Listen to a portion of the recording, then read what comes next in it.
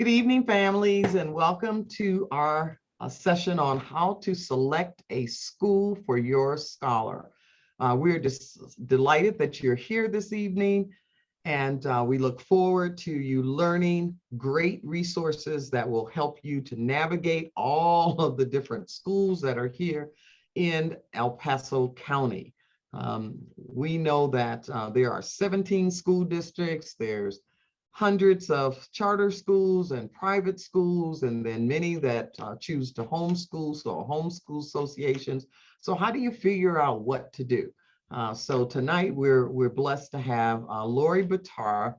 She's an award-winning educational consultant and specialist in supporting students, families, and schools in academics and behavior.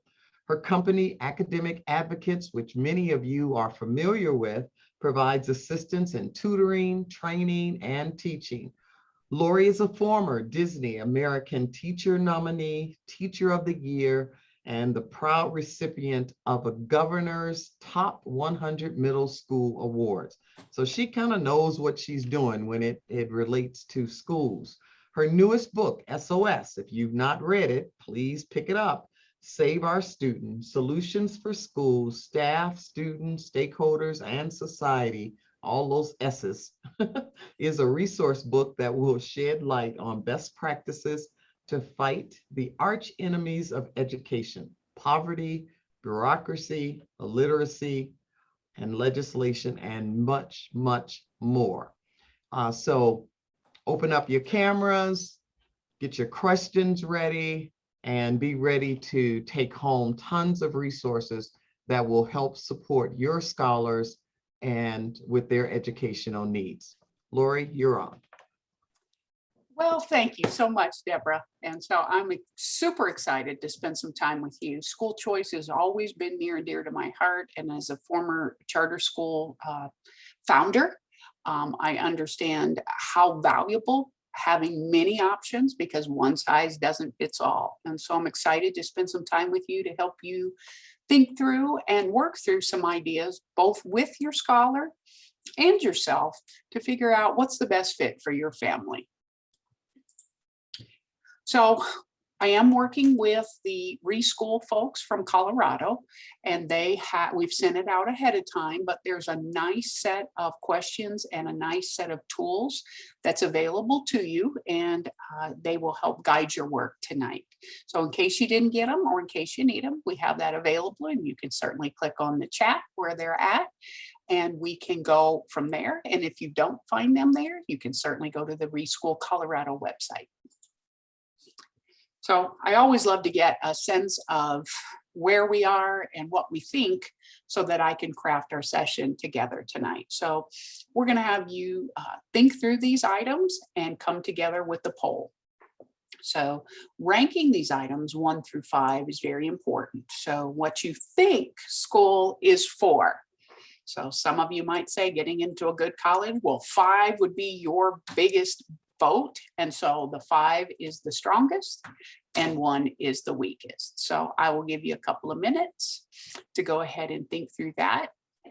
And we'll come back together to kind of talk through and decide what made the most sense to all of you out there tonight.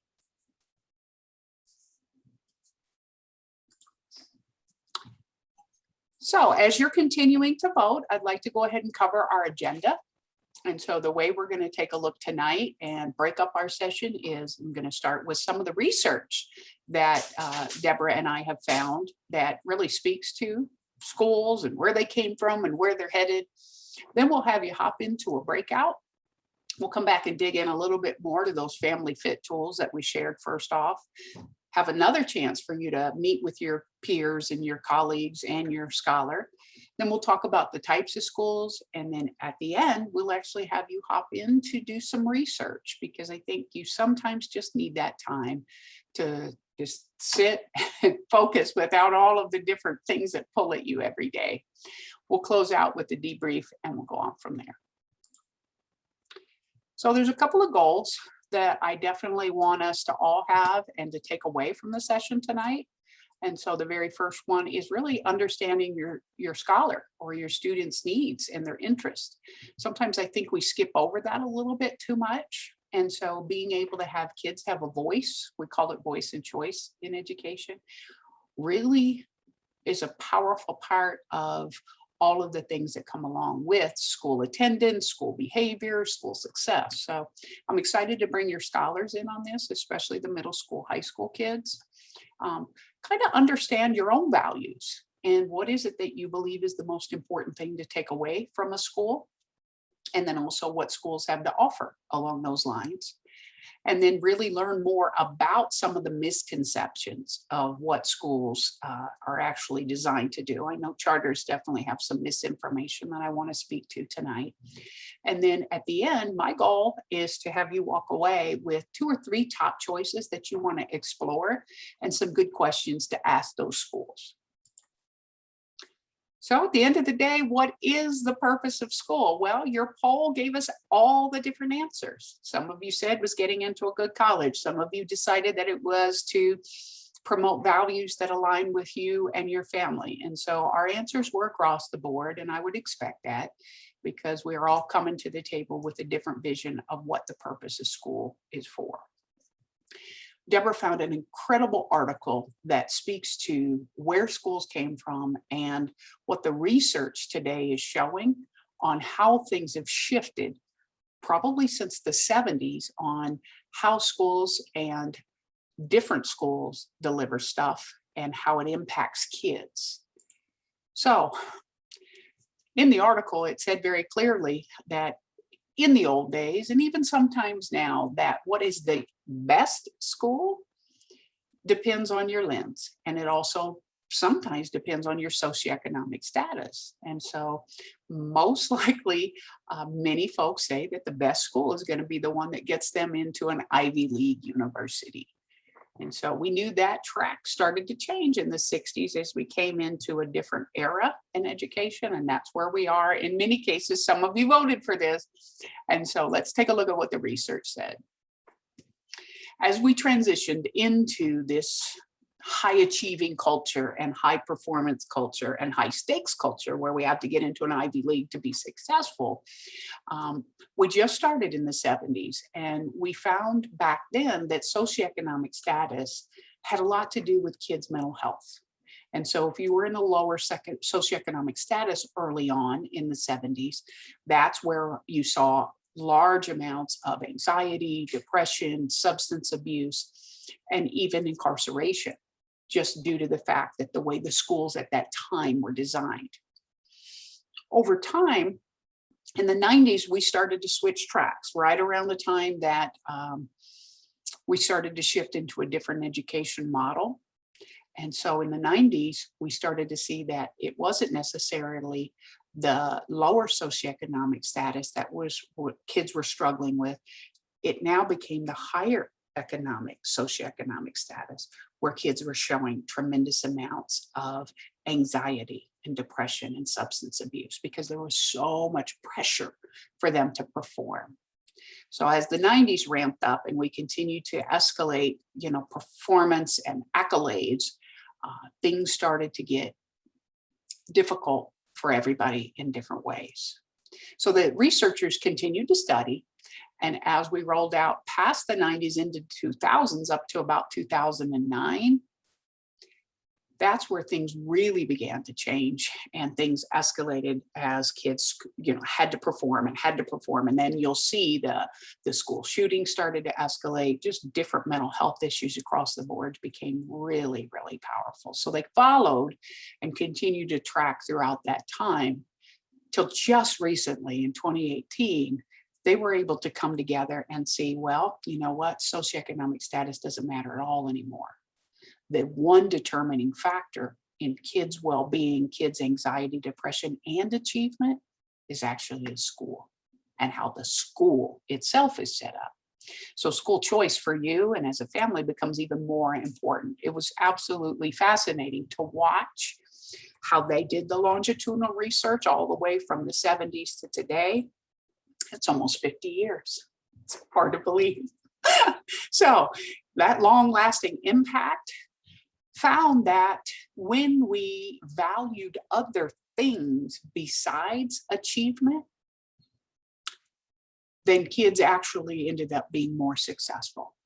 So kindergarten boys, in the article we'll share with you at the end, kindergarten boys who were rated as helpful and supportive of their peers, in the long run, actually made more money and they achieved more than the kids who were set up in those schools for competition, because that's what we have right now. We have a very competitive, high pressure school system in many cases.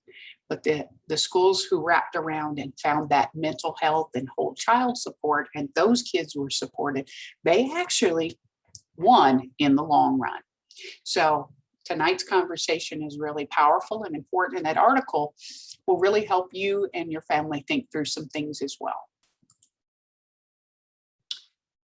I think that was the key statement. Teaching character, that was one of our poll questions tonight. Character and conscientious, that honesty, the self-control. We call it social emotional learning now. And there are many tools in schools to help with that. That's what actually ends up predicting health, wealth, and happiness in the long run. I do a lot of social emotional training for parents. And so we talk a lot about EQ, which is emotional quotient. And when you look at people across the world and CEOs who are successful, those folks who have that emotional quotient and that social emotional learning are the ones that are actually successful, not the smartest tool in the shed, so to speak. What a shock. What a surprise. Many of us maybe hadn't considered that.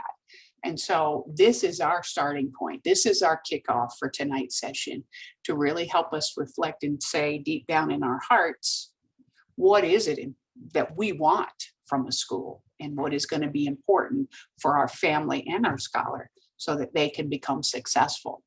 So lots of factors to consider. And I know as well as you do that you just want to help. And so the ways that they actually encourage us all as parents is to kind of take out of that competition role and become that person who teaches and support kids by modeling our own ability to be helpful and honest and self-controlled. And so it's a very difficult challenge, especially in real life, but even more so now with the pandemic. When we went in and out of schools, and we may end up doing that again this year, learning to take care of yourself and to manage your own emotions with that EQ is the best gift you can give to your scholar, because they watch and they listen and they learn, not by what you say, but what you do. And you know what? You're human. You're going to make a mistake. I have lost my mind as a teacher, and I have had meltdowns as a parent. But the one thing we can always do is we can recognize that, and we can come back and apologize and say, you know what? Mommy didn't have it together at that moment, but I'm back and I'm going to fix that, and let's move forward together. So really matters to take care of yourself. If you get too hungry, too angry, too lonely, or too tired, most of your emotions get out of control. So self-care really can be a huge asset to you as a parent, but also to your scholar. The other part of that whole piece is really stopping and thinking through what exactly your family and your scholar might need. And so we've all been caught up in that achievement culture. I am guilty as charged. But when you look at your child's schedule and they do not have a minute of downtime, that's going to be an important piece for their success and long-term happiness. So overscheduling them is under your control. And simply saying, well, we can do dance or soccer. You get to pick, but we're not going to do both. Or we're not going to do 4. We're not going to do all those things because there's just so many hours in a day. Saying no can be kind of tricky, especially when kids want to do it all. But the reality is you're protecting them and supporting them in a way by not overcommitting. Then I know a lot of you really have kids who are talented, maybe say in dance or in sports or even some other kinds of activities. And so in our minds as parents, sometimes we think, oh, you know what, that's going to be great. And they're going to have a recital and they're going to go on stage and they're going to go do this. That's still achievement. And that's still pressure. And so the article really speaks to this in a way that I hadn't considered. So if we were going to do dance, the way I might schedule that for me and my son or me and my daughter is we might go, I don't even know, just somewhere out and play freeze dance on the phone, because then it's not achievement oriented. It's just fun. And as a family and as a nation, I think we really just need to stop and reflect about how do we just have some good fun. And we did do that in many ways during the pandemic. We got those board games out again. We got card games out, and we reconnected in ways that maybe we had kind of lost sight of. So bringing those things back in, and then really limiting or capturing some of the social media. In the middle school and early high school, there is so much bullying and pressure and misinformation for kids that if you do not look like the Kardashians and you do not have 4 surgeries and you do not have these things, then you're just not okay. And so TikTok has kind of taken that and just really done it in shorter segments. So setting parameters and limits on the exposure to social media is going to be real important for their emotional well-being and for ours.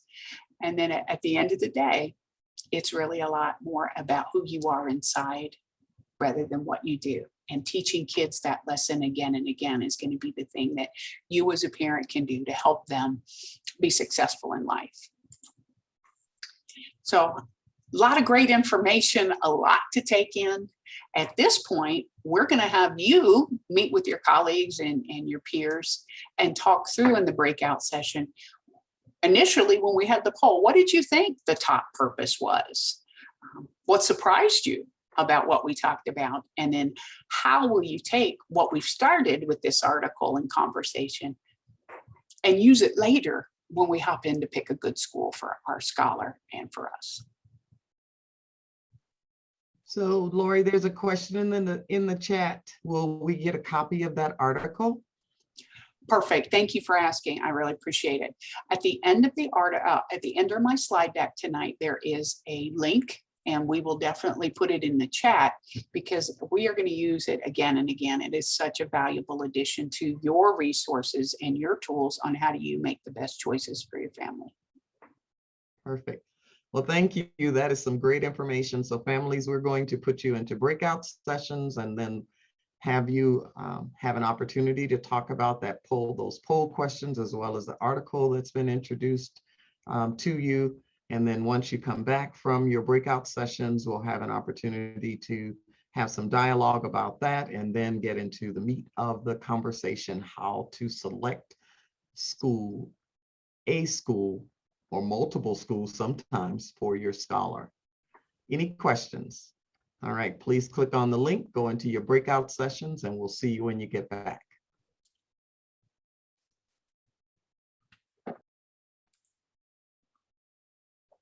Well, welcome back, everybody. I am anxious and interested to hear what a couple of folks have to say about the discussion. I understand that it went really well, and I think there were some good questions that came up. So I'm just going to scroll down the list, and I am going to just ask Derek. You came up first, so I'd just love to hear maybe something interesting from the conversation that you took away. From in our breakout room? Yeah. Okay, we were talking about a bunch of different stuff about how it's, you put me on the spot. I know, I'm so sorry. Fair enough, fair enough. One of the things we were talking about the difference between one of the ladies was talking about trying to get her like 5-year-old to engage in some of the schoolwork, and we were talking about the differences between that and this other lady who had teenagers, kind of like I do, and looking at the disparity between the two different ways to, attempt to get through to your kids and the different issues that come up pertaining to those two separate age groups. And yeah, I thought that was cool. Nice, thank you. Sorry to put you on the spot, but that was you're great, okay. Great insight. I'm just going to ask one more person. I'll just scroll down the list and just asked to comment a little bit about what surprised you or what your group thought was different. And I don't know who would be in a different group. So I tell you what, I'm going to just spin the wheel. It's imaginary one. Someone from the other group that wasn't with Derek, just if you wouldn't mind, open your mic up and tell us a little bit about what happened in that room.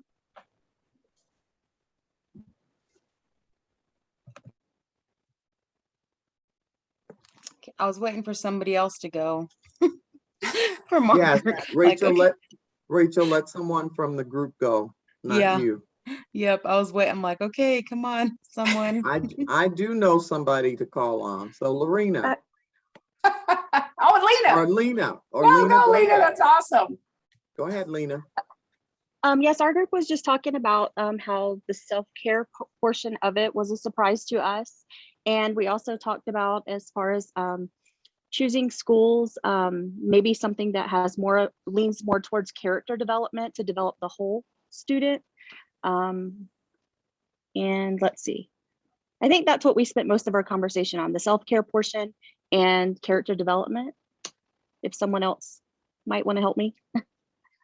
No, that's great, Lena. I really appreciate it. So it was kind of two different ways to look at it. And I found my quote while you guys were in the breakout rooms, because for me, you know, I was always conditioned and trained to believe to get into that school was going to be the goal.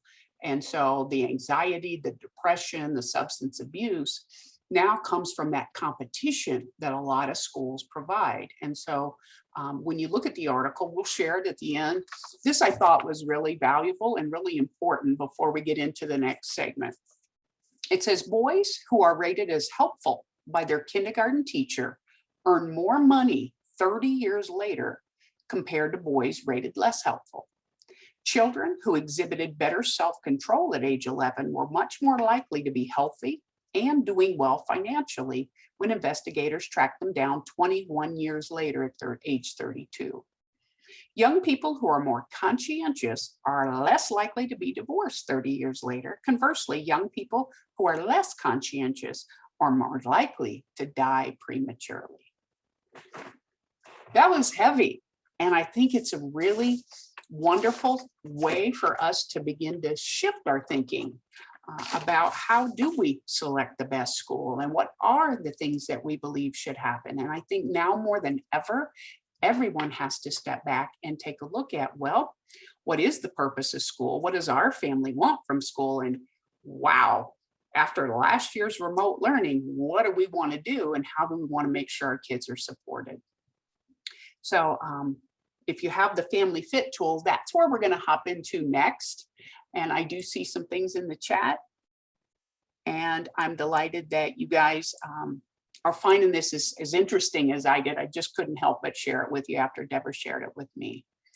So lots to think about. And a lot of you do have kids getting ready for high school. So I'm going to segue now into some of those things. And I was stunned. I don't know if you are, but there are 394 schools in Colorado Springs. That's insane. So the demographics or the parameters are showing up here. So all of you that have kids getting ready for high school, there are 60 high schools from your kids to choose from. And I'm not sure that that necessarily includes that 220 private school, but I'm guessing it probably does. So we're going to dig into each of those as we go through. But before we make those good decisions and we kind of process and go through this, those Family Fit tools ask wonderful questions that you may never have considered. I know I didn't in a lot of ways. So I'm going to cover just the big view, and perhaps you can do some of this as we go along. I won't read each question. I won't do all of that. But what will happen is I am going to ask you to hop into breakout rooms again to kind of debrief and talk through some of your ideas and some of the things you already know. So there's one for elementary, there's one for middle, and there's one for high school. So the elementary and the middle have a lot of the same questions. So you have to think about what are your starting and end times? What other kinds of needs might you have? With the 394 schools, you know, what's the size that you think is going to be best for you? And what's neat is when you have the older kids, bring them along. There's a form in the packet for them as well. What are their goals? What are their interests? What do they prefer? So there's many different models. And how do you want your students to be supported with diversity and equity? Some people find that a very high value, some a medium, some are, that's just not one of the things we would put on our list. So who do you want them to go to school with? Where do you want it to be located? What kind of transportation might you need or want? What kind of academic performance? When we hop in later to the Great Schools tool and you go by yourselves and look through it, what grade did the school get? Is that important to you? Or are there other things that you and your family think are probably going to be a higher priority? Let's see, uniforms.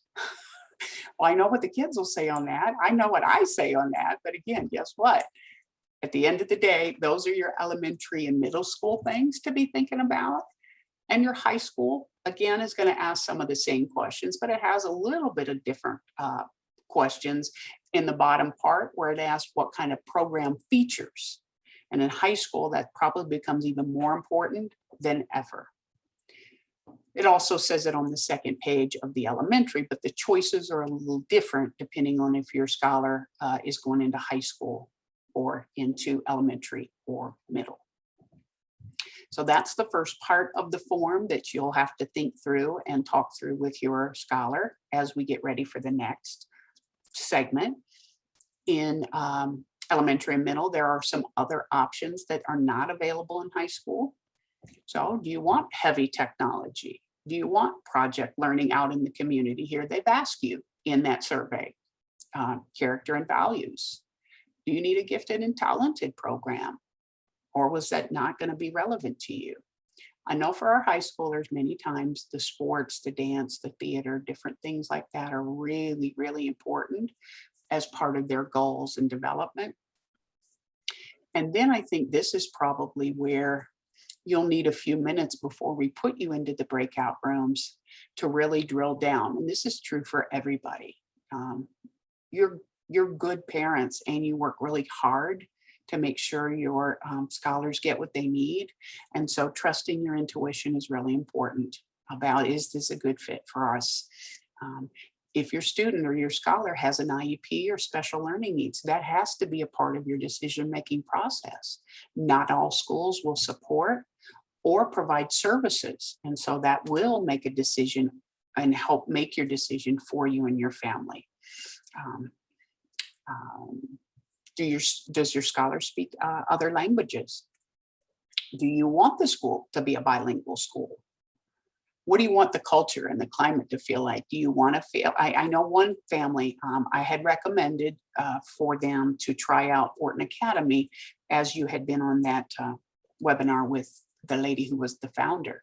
And they went and they toured. And so I've had several families that have gone and said, we love it. It's a great fit for us.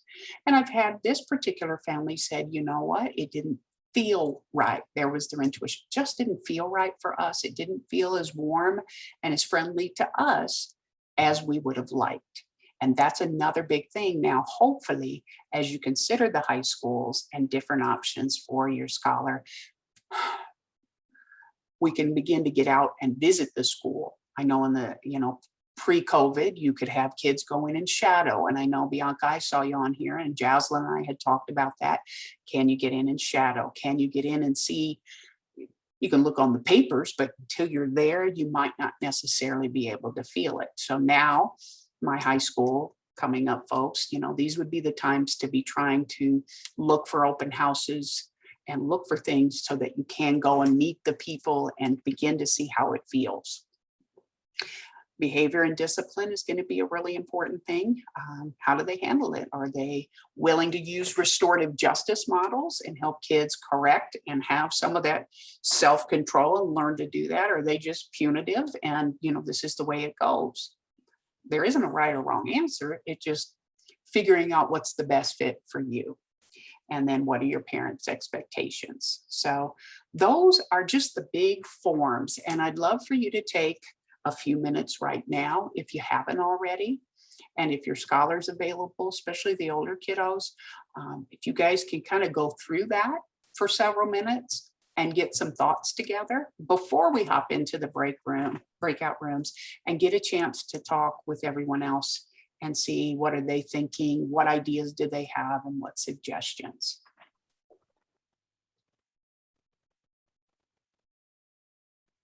Looks like everybody's coming back. And so I know Deborah had asked for all of you to have at least one thing to share for a takeaway, and I can't wait to hear it. This is my first time delivering it. I'm really excited about it. So I think I'll just kind of go in order. I won't call on Derek first. Andriana, how about from your lens, what was one of your great takeaways? Yeah, I just first want to apologize, but I don't think that was enough time for the groups to discuss and for everyone to share. So I feel there's probably a lot of good content that got missed. Okay. I know Bianca, Lena, and Lorena that were in our group didn't get a chance to share. I think topics like this kind of snowball because we're obviously focused on our kids. My share to the group is that my kid is in high school this year and at a school that we have loved and that got her to be a great student. And now she is struggling on the personal side. And so she doesn't feel like she has a community that she can connect or relate to. And so our priorities have completely shifted from a lot of these things that were on the questionnaire in terms of like factors and program features and academic excellence. And so I'm just really keen on trying to support her happiness and as she's building her own, identity and autonomy. So that way, when she gets to college, when she doesn't need me to make decisions or necessarily have to include me, that I'm preparing her to make good, solid decisions for herself. So. Well, that's awesome. Thank you for sharing it. And that really just comes back to that early research that I shared. These are great tools and great pieces of information. And ideally, we would have been in person or you would have had these filled out in advance. So when we brought in that other research, sometimes that does trump. And according to the research, it says it always should trump anything else that we actually consider. Their well-being, their happiness, their character. So thanks for leading that off. I think it'll probably snow, like you said, snowball. And I'm sorry, everyone won't have a chance to share at length, but just getting a chance to start these conversations, I think is going to be really powerful. So I'm just working my way up the screen. Lorena, what was one of your takeaways from the breakout session?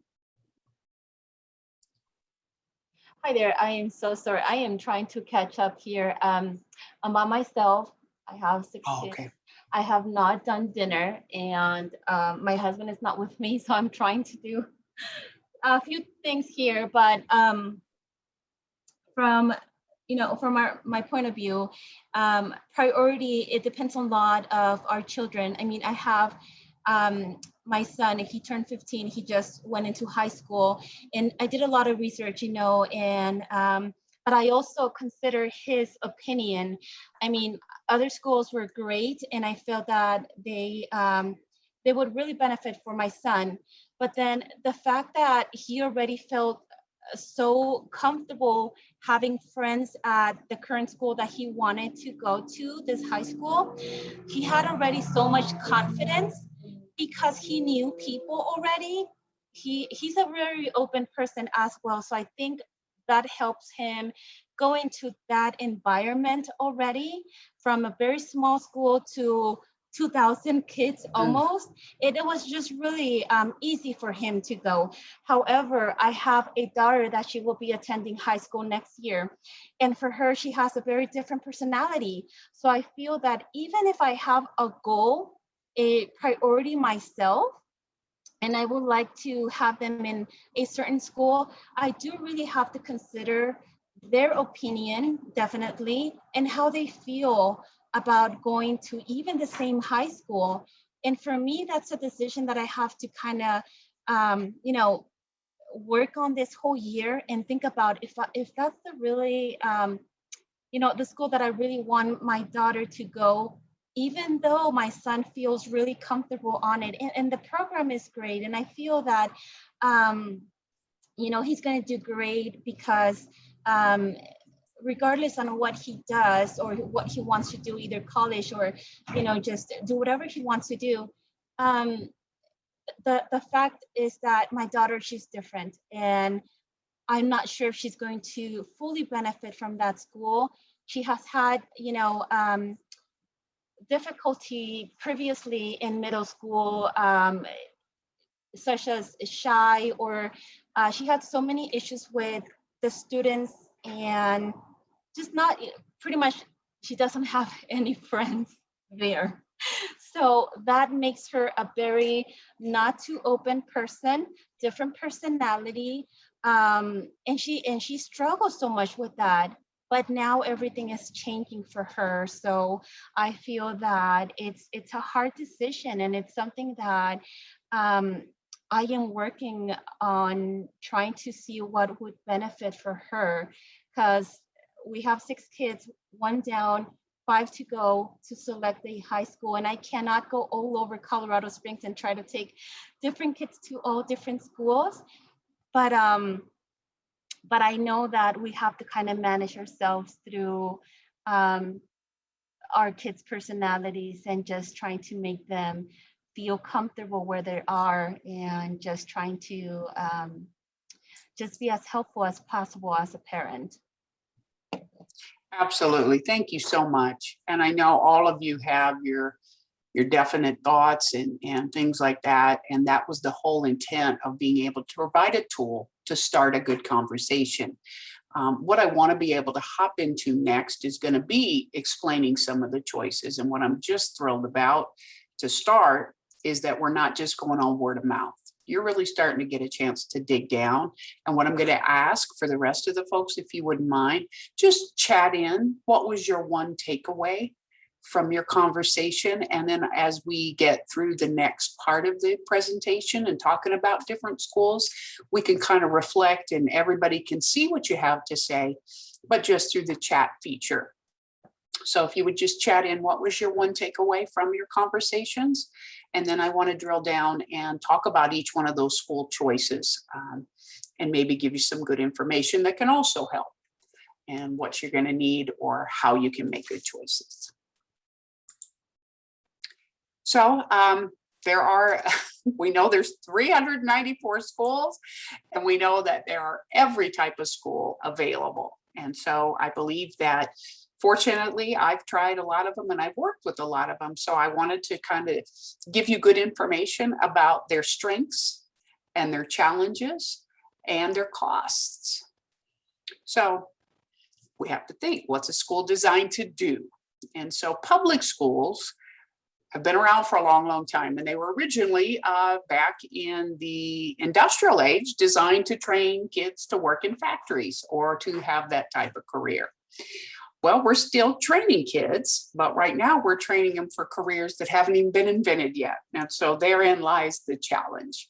So public schools are designed to support all students. Their strengths, typically you have a lot of extracurricular activities, and they are mandated to provide services to families who have an IEP or a 504. Typical challenges, I think Lorena spoke a little bit to that. Class sizes can be very large, and there can be a lot of bullying that doesn't get addressed because many times as you go into large high schools or even elementary schools, it's hard to manage and capture that. The cost is that it's free.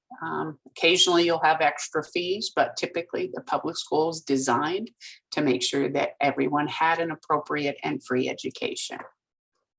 The one I'm really hip for on the other side of the screen is a charter school. Many people have misinformation about what a charter school is. And so having worked all over the United States and having had my own charter, I could actually speak to this one. A charter school is a public school, period, exclamation point. I've heard so many crazy things over the last couple of years where charter schools will tell people they have to test into the school. They can't support them because they have an IEP. They can't do X, Y, or Z. And that is all inaccurate. I don't say that the people telling me that's inaccurate, but the schools cannot do that. They are public schools and they receive public money. So if you're coming across those kind of things, then that's not what a charter is designed to do. It is a public school designed to provide little special niche support. It's an opportunity to have still accountability. You have to meet test scores. You have to meet student services. You have to do all of those things, but you can provide better choices for big schools. My particular charter was designed for at-risk middle school kids. I had to write a 240-page document and 36 people had to read it and approve that I would use the money correctly, and then I would deliver instruction the way that the public education law says I'm supposed to. There can be creative, innovative type of things. And so they are powerful and important options. Their strengths, it's flexible and it's personalized in some cases.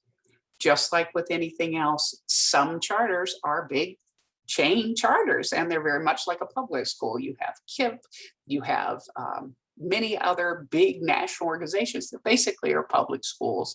They're just doing it a little bit different. Challenges that people don't understand is that the funding is the same as I'd get in a public school, but I may or may not be eligible for the mill levy money here in Colorado. And I also have to pay for my own services. If I'm in a public school, funding is I get $10,000 per student. And then I just have my district speech person and I have my district special ed person and I don't pay for that. In a charter, you do. So I'll still maybe get the $10,000, but I also have to pay extra rent. I have to pay extra special ed services, hire a speech person. So the funding does work differently. I hear a lot of people say, oh, well, the charter schools are making money.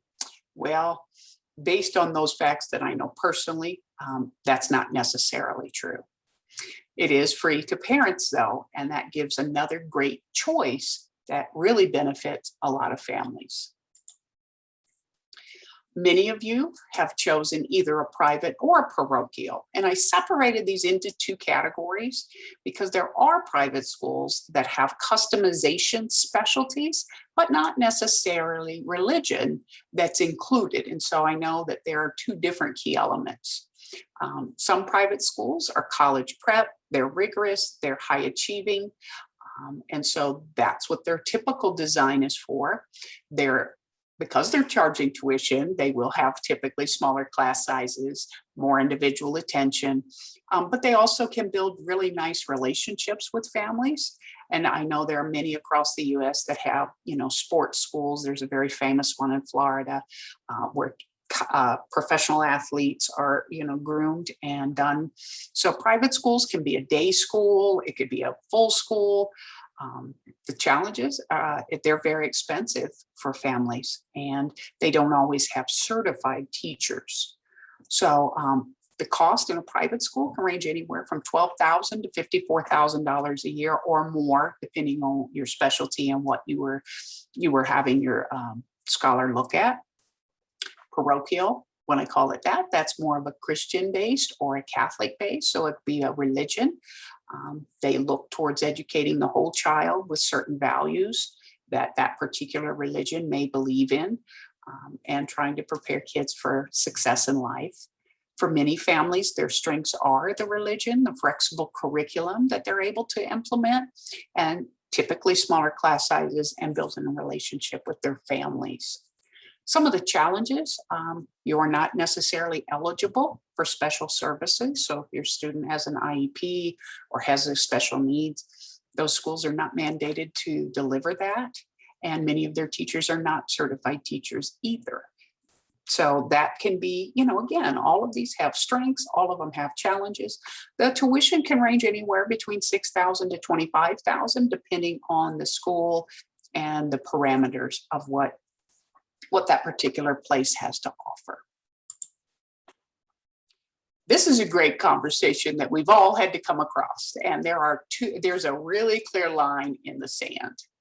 Virtual schools are designed and written and configured as a virtual school. So they know how to deliver instruction. Their curriculum is designed to be virtual. And it just has a whole lot of differences than what we saw with remote learning. They are two very different entities. So they do provide flexibility in the virtual school. So you don't have to be on at a certain time necessarily. And you've got highly qualified instructors who know how to deliver virtual instruction.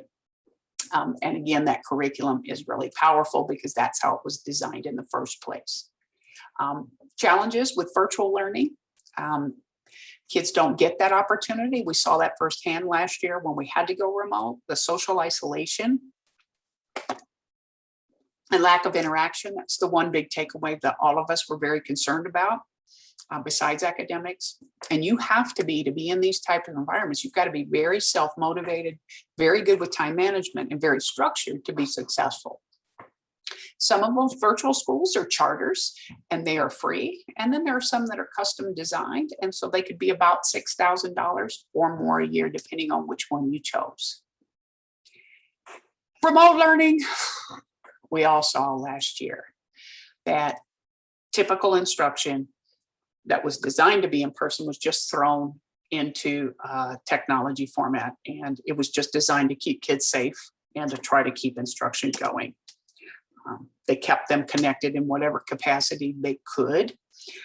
But the challenges were, and you saw it, many of you, the poor design, the ineffective instruction, technology and internet challenges. It was a very difficult time for teachers, for students, for families.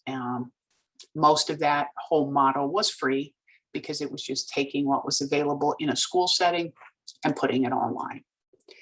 Some schools have even decided this year, I know some of the districts have said, well, if we go back remote or we go back virtual, we're not even going to provide that kind of instruction because we knew it was so poorly designed. We will have somebody call your kid and we'll send packets or we'll just have them do something else. That worried me. But again, that comes to our last page of choices.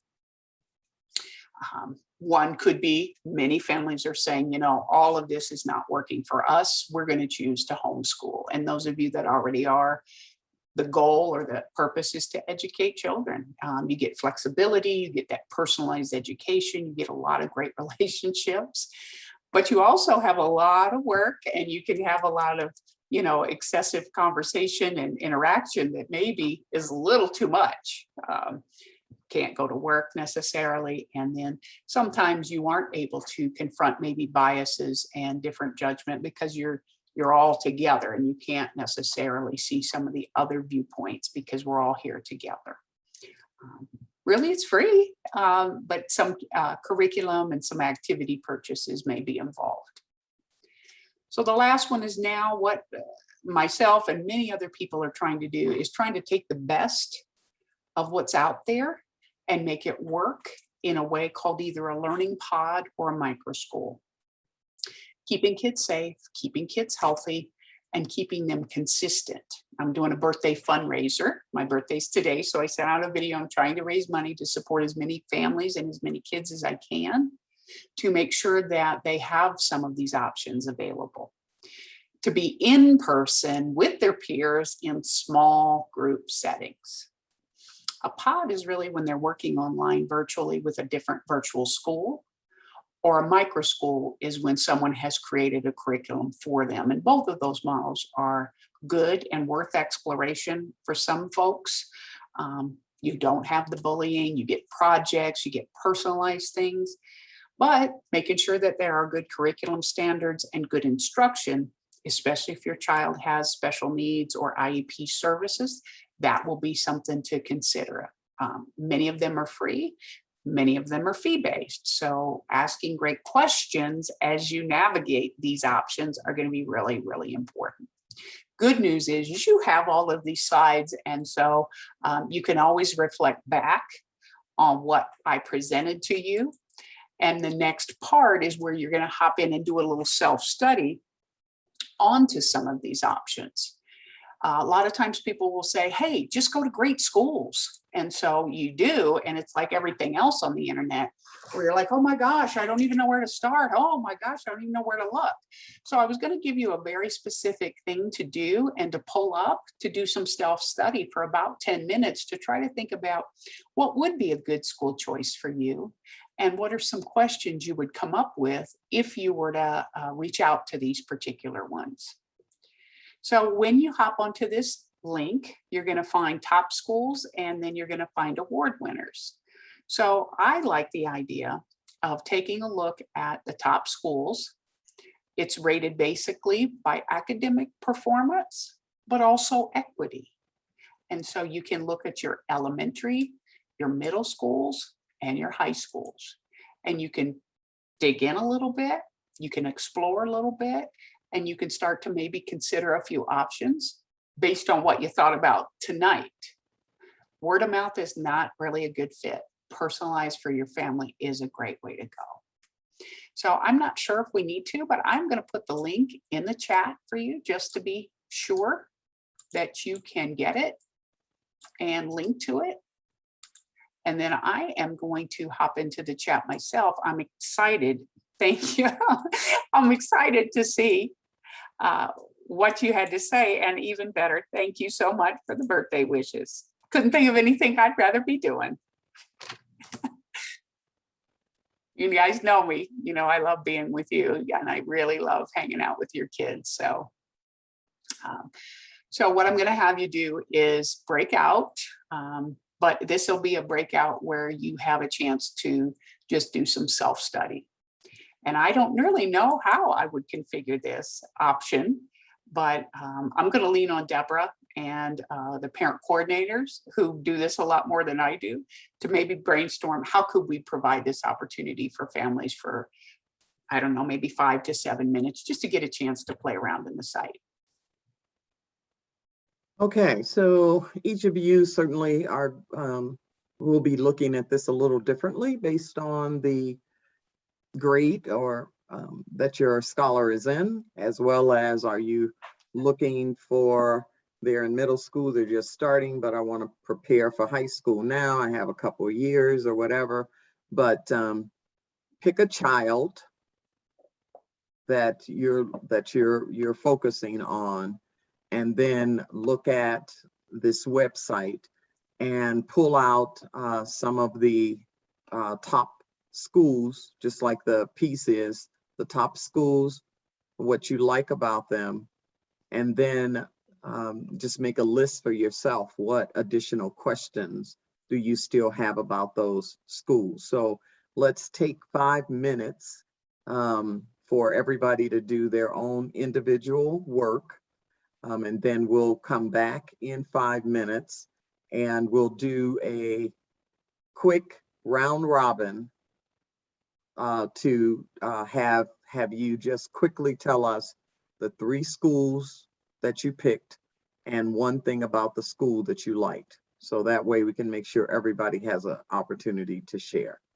Okay. Any questions on the process? So we're not going into breakout rooms. We're all going to be here, but Yeah, we're going to be here. So I'm going to put up a 5-minute clock. And that way, when that clock is done, then we will come back and see what you've come up with. But if you have any questions, you can send a message through the chat. Any questions? All right, let's get busy. Ding, ding, ding, ding, ding, ding, ding, ding, ding.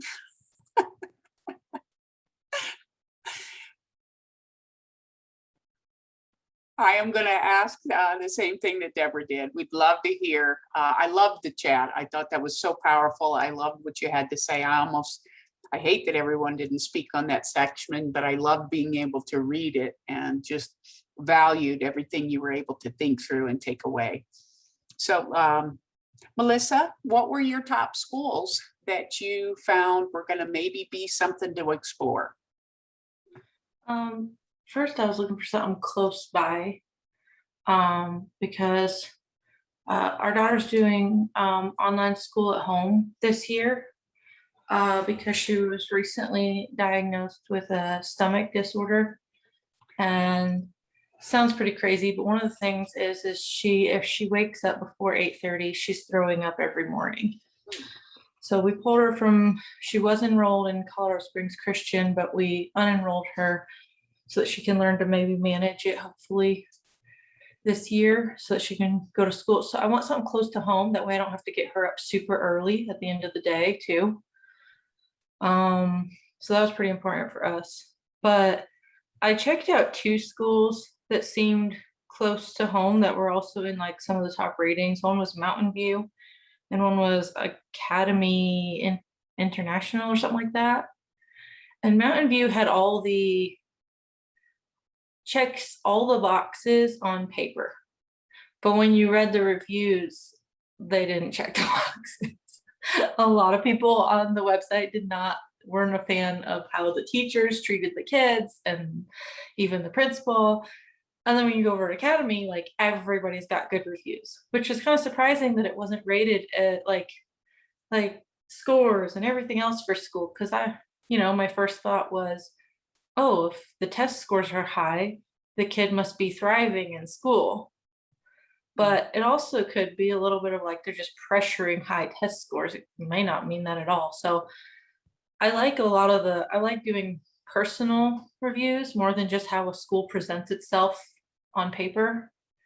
And I kind of liked Academy International a little bit actually, because I just saw a lot of good things about them, as far as how the parents talked about it and how their kids were thriving in the school. Especially a lot of military families seem to like it, and we're a military family, so I would definitely want my child to go to a school probably with military families, because moving around a lot, there'll be other kids that understand the environment of, they're not all going to be in big group, that they've been there for years in their whole life. So that's kind of important too. Wow, I'm glad you started. You have some great insights and great things for everybody to think about, and always being able to go, hopefully in person, can also really add to that. That was really great points. Thank you. Let's go to Bianca. What were your Hello. top schools? I'm curious. I know. Well, I was really looking through this website. It's really nice and it has a lot of information. I wish we had known about this earlier. We could have started sooner researching, but Jaslyn's here with me. So we kind of picked a few here, and they were Pine Creek, James Irwin, Cheyenne Mountain, and Vanguard. So we were just kind of looking through those, and we came across through a section where it says AP. We're not sure what that means. That's advanced placement. So that's an advanced track where kids can take some of those advanced courses and take college credit. Oh, okay. So I know Jaslyn is looking into a school that has that, and she looks like she wants the challenge. So I guess we'll see, because being in this session now, looking into character is also going to be a big thing. So that's where we're at, just kind of researching, and pretty cool. Well, I love it. Thank you so much. And I know we talked about early colleges as well, and that's always another thing to always consider. So that's awesome. Thank you so much. HJ, what about you? Yes, I looked at Pinyon Valley Elementary, Mountain View, and then Martin Luther King Jr. Elementary School. What I liked about the website that it shows the diversity of students, and that's what I particularly liked about the Martin Luther King School. It wasn't primarily white, but it was mixed with all kind of different races. I'm from Holland myself, so for me that's very important that my children grow up with other ethnicities. Awesome. Thank you so much. And again, great conversations, great things to start thinking about. That's fantastic. Kathy, what about you? Hi, my daughter just came in, so she's like, what's happening right now? So I was trying to explain it to her. Well, I was actually surprised. I'm still blown away there's that many schools in Colorado Springs. So I actually looked through every single one first because I just like to see everything. And then I just I did the same thing as the other lady did, just kind of what's close to me. So where my girls go to school now, obviously that's an option. And then CSCS, we're kind of looking at that. And then there's one in our neighborhood just within walking distance. So I was just looking at that as well. But I was actually really amazed at all of the options and really good options that are out there. And I didn't know you could actually, I didn't know there was a rating system for schools. I didn't know, I thought you could do that for restaurants, VRBOs. I didn't know there was like a review system for schools. So this is all, it's just really fascinating to me. And like the other lady said, it would have been good to know all this before, we did this years ago, but yeah. Well, I'm so happy, better late than never. And I'm really excited to get this tool in everyone's hands. Lena, what'd you come up with? Hi, Lori. So with great schools, I like the information, but I'm not like a huge fan on solely basing my kids' school based on their score, because I believe that there are some great schools that are in maybe a struggling area demographically that doesn't have the parental support at home to support their scholars, but maybe the school has a great staff and they actually they do well in the school building, but they don't have the support for their students at home. So I personally, like I said, it's a love-hate relationship with the great schools, because I can obviously look up north for my scholar and say, oh, wow, these high schools all score great. But I also know that they don't have the same struggles as the high school maybe in another neighborhood. That doesn't mean that the school wouldn't be a good fit necessarily for my scholar. So again, like other folks have said, going and reading the reviews from parents actually has just as much weight as the actual school grade from great schools for me and personally. So I have, let's say, it's hard to decide based on great schools for me personally. Absolutely, you bring great points to the table, and that's part of just really sitting down and thinking about what is important, and then using that as probably one of many tools. So great insights on that. So Lori, if I can share, and Sure. Lena, I appreciate that, because one of the things we talk about is test scores are just one piece of data that is taken at a given point in time. And a lot of times there's two components of that. The first score is the test they just took. And then the other score is, have students grown over time? And that's important to look at, because they may have an A for the test they just took. And we know how sometimes kids do well on a test and then some kids don't. But if you look at how they've done over time, then that lets you know whether or not your scholar is going to be growing, or do they get dumber over time, which then that sometimes can lend itself to support systems at the school and things of that nature. But I like your piece about one of the things that makes a difference is when you go visit a school, do you feel comfortable? Do you feel welcomed when you walk through the door? Because if you don't, in many cases, your scholars will not either. You can feel whether or not a school is going to be welcoming to your child coming into their environment.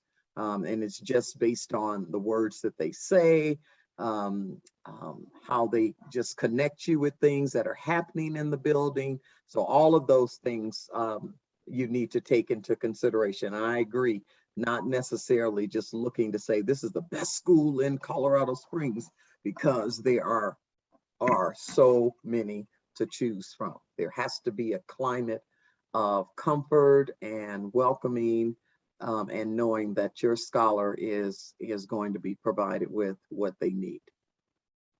So thank you for that.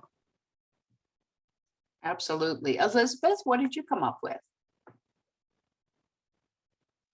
So I personally didn't write down any schools per se, and the reason for that is because I was a little overwhelmed with how many there was to look at. Um, I am from a very small town, like grew up, went to one school, had the same classmates my whole life. And so like for me and my family, it's important as of now, our son just started kindergarten, so things could change as he grows, but a private school is what is important for us. And I loved though that the website had it sectioned out that you can look at just the private schools. You can look at, specifically just that. And that was really helpful and beneficial. So I will be going back. That website is now bookmarked into my web browser because I will be definitely continuing to check it out. But there was a lot. And I think that as somebody who did not have that growing up, I think that that's actually really cool that I can offer that to my children. That's a great point. Thank you so much. And I didn't know you could filter it. So thank you for the insight. That's awesome. Well, Derek, I'm interested to hear what you found. All right. Well, I guess there's a whole bunch of schools if you got a kid in elementary school or middle school. And when you start getting into the high school realm, it drastically changes, especially in the area where I live. There's only a couple schools even close to me, and a lot of them are thumbs down. There's a whole bunch of schools you go to the other side of the highway, which is what I had to do for my kids in elementary and middle school. I'm driving them clear across over to Academy from Old Colorado City. So the only things near me that look interesting is the Cheyenne Mountain High School, which is out of district, of course, so I'd have to slide in. And then the Vanguard School, which is a little bit south of me, looks interesting. But, again, that's one of those schools where you got to get in. So a school that I could just slide right into in my district, Coronado, no way. Everything I've heard, that place is full of gangs and drugs and no way I'm sending my kids there. So I gotta do some more research, and I'm disheartened looking at the map, but we're gonna do something because I'm not sending my kids to a underperforming school, and if I gotta drive a freaking hour across the other side of the state, I'm gonna do it, whatever it takes. Well, it's great that you're getting a heads up on it now. And there is Colorado early colleges off of Garden of the Gods and 25 that could also be an option. So Okay. Good to start doing research now for sure. Yep. Lorena, what did you come up with?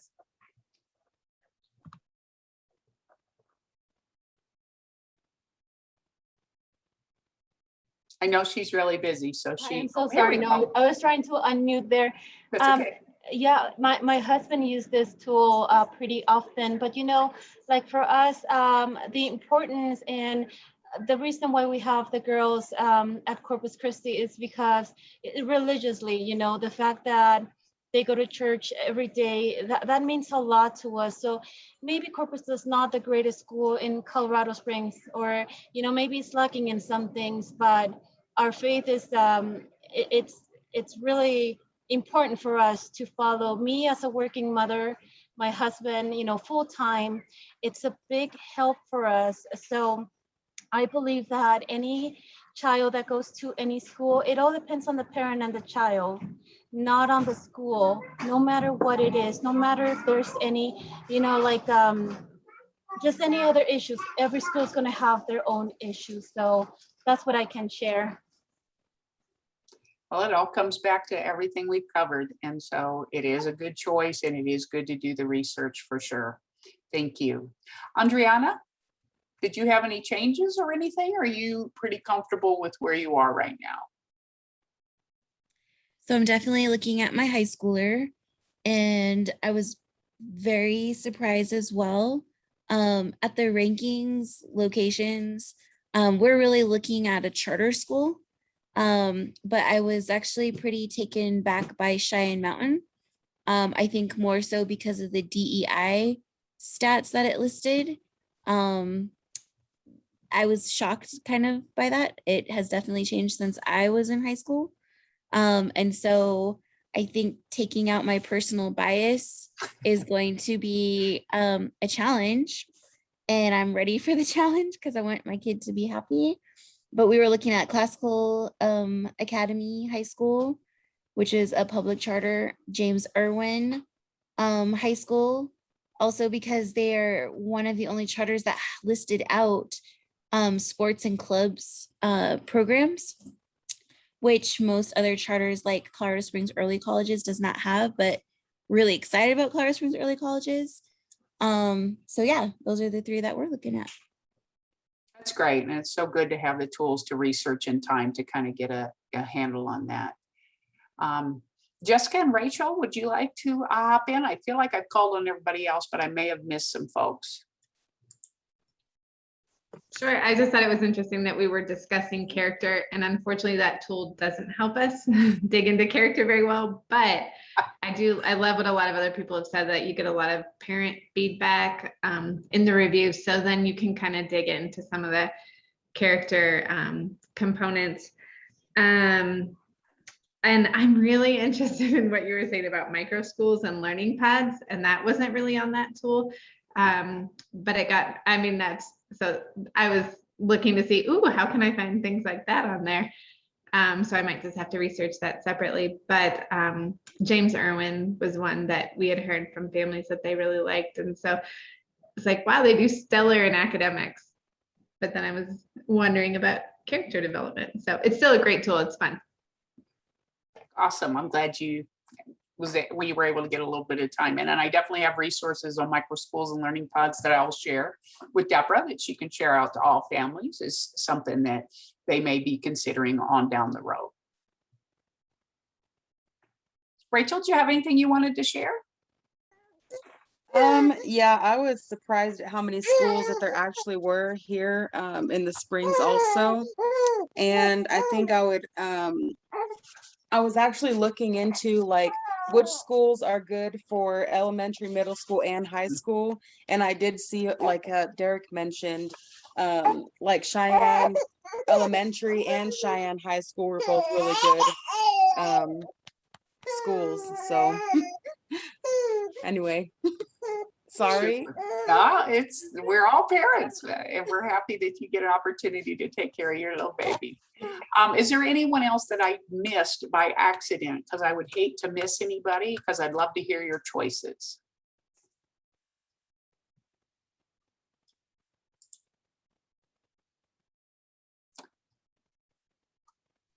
I think you got everybody. Okay, awesome. Well, we're finally into our debrief. We're just doing great on time. And so just questions for you to ponder. You know, I know Deborah always has an evaluation of the workshop, and, you know, always want to make it better and improve in any way we can. But just thinking about, you know, if we were in person, we could talk about some of the things we learned, what are some next steps. But I think being a small group like this, we have a chance to really debrief and talk through these. The one point that this Reschool Colorado makes is that, you know, you may not be able to find everything in one place, and they just help us remember that we can find other options outside of school time as well. So you could find them in the community, you could find them extracurricular in other places if that wasn't available. I know Jaslyn was very interested in volleyball, and Colorado Early Colleges doesn't have it. So she could join an independent volleyball club and still go to the particular school that we had been talking about. So there are a lot of ways. You're all very creative, and there are many ways to figure out how to support your scholar and your family with what you believe is most important. So the article is here. For those of you that are interested, I am going to pop that link into the chat here in just a minute. And I believe that we covered all of the things that the workshop asked us to do today. And I think that would turn it over to you guys. I will copy that link here in a second and make sure that everybody gets that in case you're interested in the article. Thanks a lot for hanging out with me. I know Deborah has some housekeeping stuff that you guys are going to take care of, and I'll be around for a little while. So families, hopefully, you know, this information is value added because there are 17 school districts in just El Paso County, and then over 50 or so private schools, and I can't remember how many charter schools. I think 60 plus charter schools, and then there's the independent schools, and then we've got homeschool associations connected with districts and then connected independently, and hybrid schools where you homeschool 3 days a week and you or you go to school 3 days a week and you homeschool 2 days a week. There are so many options out there. It is overwhelming, but doing your research and just determining what's in your scholar's best interest, I think Lori did a phenomenal job of just trying to give you the highlights of that. Now the hard work comes with you doing your research. And like I said, visit schools because everybody can write a good 30-second commercial, but you can tell the difference when you walk into a building. And some of our neighborhood schools work best. And although one school may not work for you, for your scholar, that does not mean that that's not a good school for someone else. And so again, do your own research. Don't just listen to what you've seen or heard from others, because sometimes some of that can be tainted based on people's view, or because a situation didn't work out for them. My children went to both charter schools, they went to charter public schools, they went to traditional public schools, but the biggest piece also is that you are your child's first teacher. So regardless of whether or not they go to a building outside of your home, it is still your responsibility to make sure they get a great education. And that means staying connected with them and knowing what it is that they need. And if there are special services or tutoring or counseling or social aptitude programs or anything of that nature, if they're sports inclined or arts inclined, and like Jessica was saying, character building schools, then you want to make sure that that environment is going to be the best for them. So it's a lot of work, Won't tell you that it's not. There's a lot of work involved in it. And so those that have younger kids, do the work before it's time for them to go to middle school, if you're okay with the elementary school they're at. And those that are in middle school, do the work before it's time to go to high school. And then you got to start all over again, because then you got to also look at colleges. So it doesn't end ever, ever, ever. Parenting never ends, because then you got to help them find jobs too. So, but hopefully, again, this session has been great for you, and you've garnered some good information. We will be sending you an eval, so we do ask that you take the time to give feedback on the session, and we will put the article in the chat also. I mean, in the email with the eval. So we'll put that article in there as well as the link for the great schools link as well. So just in case you didn't copy it. So door prizes, Rachel.